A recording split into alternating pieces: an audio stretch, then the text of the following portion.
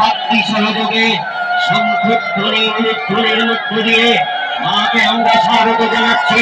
আমি সমস্ত ভক্তমণ্ডলের উদ্দেশ্য জানাই সুদীর্ঘ 1 বছরের প্রতীক্ষা করে আজ আপনারা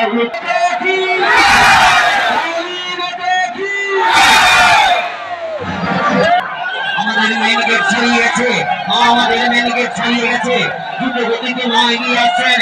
মহিলাদের উদ্দেশ্যে বলি আপনারা সব ভক্তদের করুন,